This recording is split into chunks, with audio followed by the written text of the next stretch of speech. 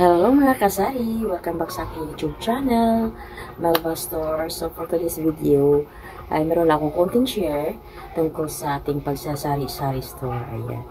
So bago ang lahat, baka ikaw ay hindi pa nakapag-subscribe sa aking channel, Melba Store. So pwede bang i-like, share and comments at huwag kalimutan na i-hit yung notification bell para ma-notify ka pa sa iba ko pang mga video. Ayan. So ngayon, sa aking mga kapakasari, kumusta po kayong lahat? Sa mga OFW, sa mga organic viewers, sa mga silent viewer.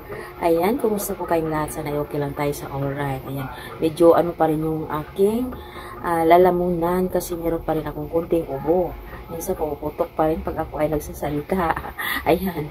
So ngayon, meron akong konting share yan sa aking, about sa aking sari-sari store. So, kung bakit ba yung aking sari-sari store ay napanatili kahit sa ganito lang na sitwasyon. Ayan. So, sa simula, ako ay nagsimula sa puhunan na 3,000. At nung una, ito ay medyo nalagas na.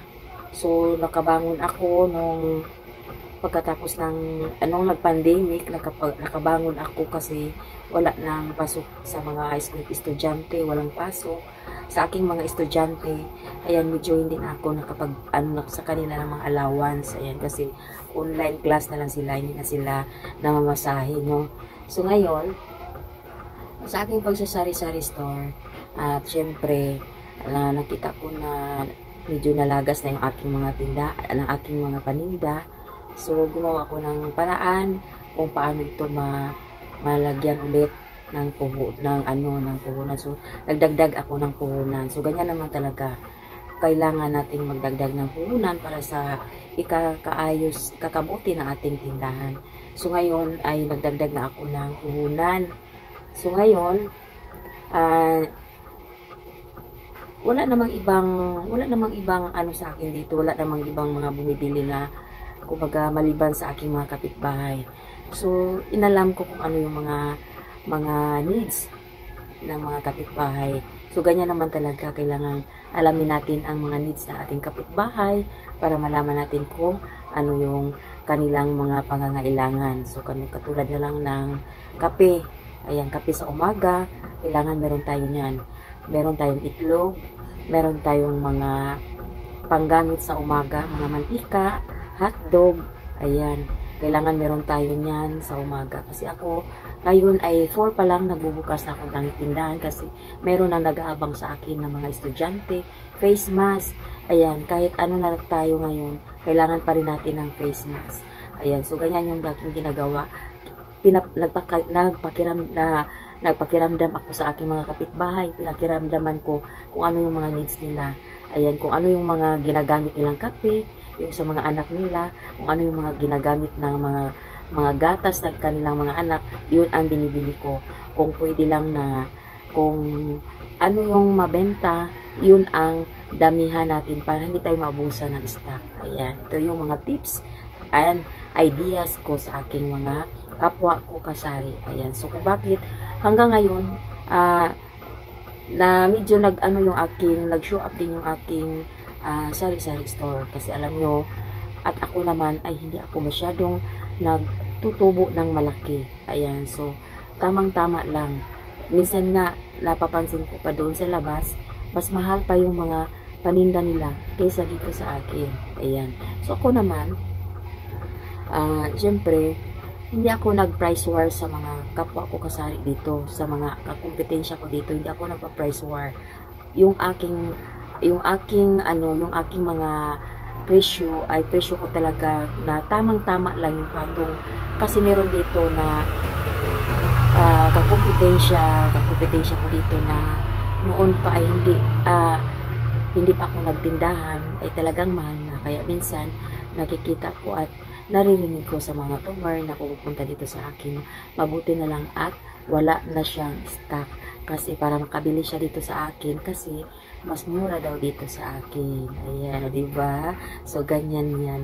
Talagang dadayuin ka ng mga customer mo kung alam mo kung tama lang yung presyo mo. Ayan. Hindi na sila pupunta pa sa labas kasi alam nila na mas mahal din sa labas kapag doon sila bibili. Kasi ano na nila na mas mahal pala. Kasi merong tumor dito na bumili siya ng diaper. Ang sabi niya sa akin, ay, ano lang pala yung diaper mo? Sabi niya ng ganun. Kasi doon sa labas, mas mahal daw pala doon sa labas kaysa dito sa akin. Kaya dito na sila sa akin bumibili. O diba, kung ano yung fast moving ng iyong mga paninda, yun ang damihan mo. Kaya ako, aligaga talaga ako kahit isa, dalawa lang yung aking mga kulang. Talagang lumalabas ako at nilalakad ko yung mga wholesaler, mga grocery dyan, para lang ako magkaroon ng mga paninda, magkaroon ako ng stock. Ayan. Kasi sayang. Ayan. So, kagabi, bumili ako sa wholesaler. Doon na lang ako bumili lahat. Ang ginawa ko, yung pera ko na 1,000 ay pinagkasya ko. Pinawasan ko siya ng pang-ulam namin. Yung natira ay pinamili ko sa grocery, sa wholesaler. Ayan. So, ganito yung ginagawa ko para magkaroon lang ako ng kunting stock. Pinagkasya ko na lahat ng mga wala dito sa akin ay ginawa kong dalawa-dalawa lang para magkaroon ako ng stock. Ayan, so ngayon ay ganito yung aking mga strategy dito sa aking tindahan. Kaya kahit ganito lang ang aking tindahan, maliit lang pero may mga bumibili pa rin. Ayan, minsan nagpipila pa. Ako na lang din ang tinatawag ko yung mga anak ko na, "Hoy, ano nyo muna ako dito kasi sayang pag yung customer ay hindi makapaghintay na nakapila siya dito at iiwanan na lang tayo." Ayan, so mas maganda pag yung customer ay aalis dito sa ating tindahan na meron siyang dala. Ayan, so at ito pa, kailangan pag may bumibili sa'yo na barya, kailangan bilangin mo para make sure na yung binabayad niya ay tama, hindi sobra, hindi naman kulang. Kasi pag sobra, kailangan isuli mo para yung tiwala ng tumor sa'yo ay andoon sa tindahan mo. Kahit mag-utos siya ng bata, hindi siya mag-alala na hindi siya masuklian ang bata dahil alam niya na may meron kang ayaw mo nang ano yung tawag doon na ayaw mo magkurap. Ayan. So, ganyan yung aking dito. Kaya, marami dito. Kalimitan dito sa akin, mga bata ang inutusan dahil kahit mga pera nila ay 100 at kahit nga wala ng sukle, inintay pa rin yung sukle. Ayan, tinatanong, "Ate, wala na po bang sukle?" Sabi ko, wala na. Kasi pag may sukle naman, ay sinasabihin ko, "Oh, may sukle ka pa ha, hintay mo na." Ganyan yung kailangan ganyan yung ating sa ating tindahan. Ayan, para yung mga customer ay magtitiwala sa atin, diba? So, ganun yun. So, kaya yung aking tindahan, kasi ako lang dito ay nangungupahan. Kasi kung ito ay bahay ko lang, siguro pinapalaki ko na ito. Kaya lang, hindi ako pwedeng magpalaki kasi hindi ko ito sariling tindahan. Ito ay inuupahan ng aking anak at ako naman ay lang dito para meron akong pangtulong din sa aking mga anak kung ano yung mga wala dito at binabayaran naman nila kung sila ay magkaroon na ng sahod. So, yun lang yung aking tips and ideas dito sa Melba Store at maraming salamat sa inyong panonood at sana hindi kayo magsawa sa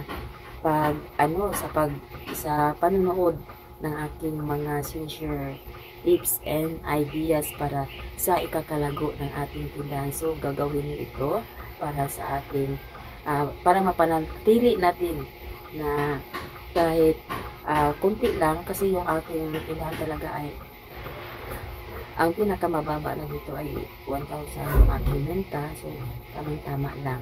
Ayan, makapamili ng ulam, makapagbigay ng allowance sa anak. Ayan. Thank you for watching. See you next vlog. Thank you. Bye-bye.